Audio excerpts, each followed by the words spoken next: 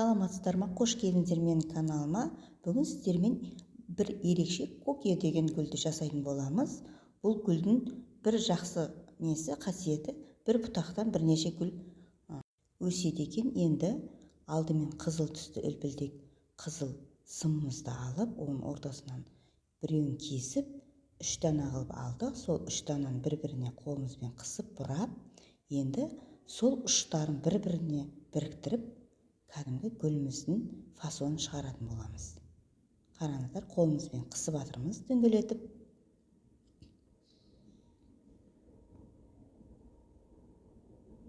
Енді осылардың ортасындағы ашық жерлерін қолымызбен бір-біріне қысып біріктіреміз.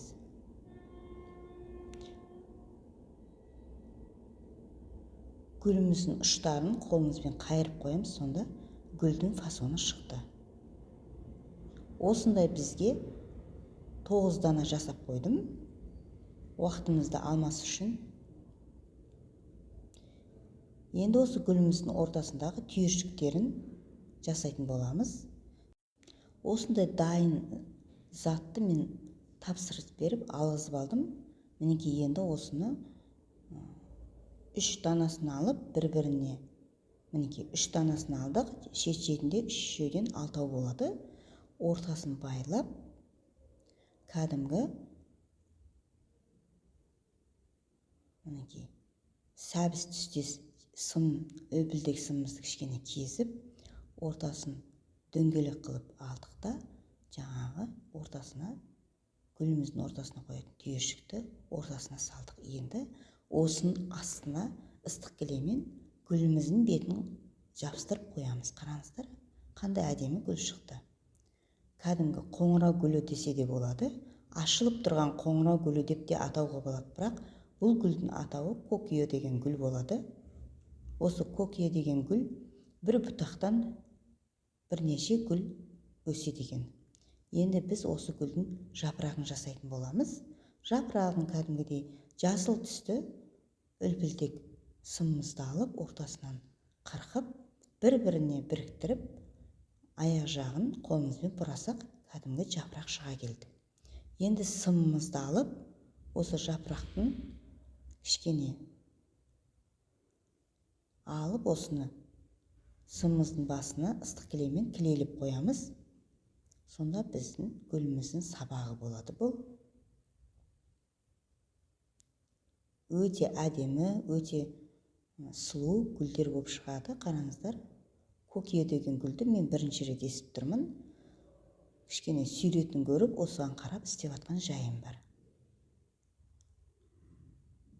Мінекей, гүліміздің гүлі де және де сабақты дайын болды. Кішкене ыстық кілем кебуін күтеміз.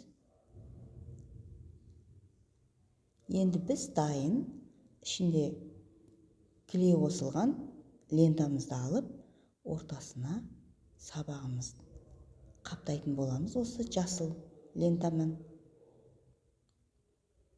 Қараңыздар, өте ыңғайлы лента. Енді ортасына біз гүлдің жапырағын қоса орап кетеміз. Қараңыздар, сонда кішкене енді екінші жапырағын лентаның ортасына қойып жібереміз.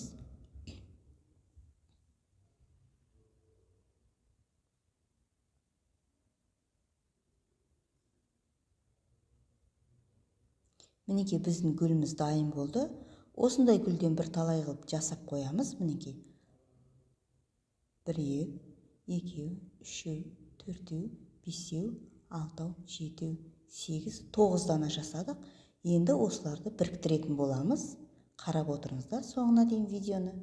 Ұзын сымымызды алып, қапталған дайын. Енді осыларға бір-біріне біріктіріп, жаңағы ғажайып лентамен біріктіріп отырамыз. Өте ыңғайлы лента екен, ортасына кіле қосылған. Қараңыздар, ортасына кішкене жүргізіп, 4-5 сантиметрден қосып отырамыз.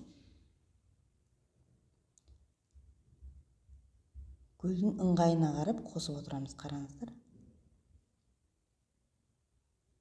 Өте тамаша, сұлу гүл болып шығып жатыр. Қараңыздар.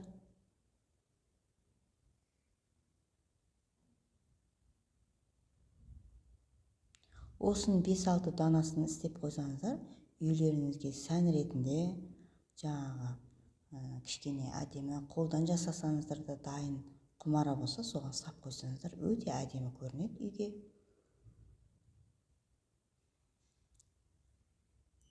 Мамаларыңызға, әпкелеріңізге кішкене сыйлық ретінде жасап қойсаңыздар да болады. Өте оңай гүл. Осындай үлпілдек сымды тапсырыс беріп, қазір неше түрлі сайттар бар. Тапсырыс берсеңіздер, демде келіп, осыны жасасаңыздар болады. Алдыртып. Бұл негізі заттың аты үлпілдек сым деп аталады.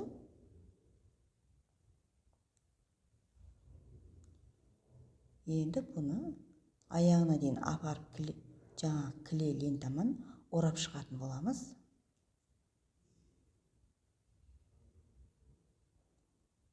Мінекей біздің гүліміз дайын болды. Енді қолмен кішкене икемдеп дұрыстап жібереміз. Баға беріп кетіңіздер, ұнайды деп ойлаймын сіздерге.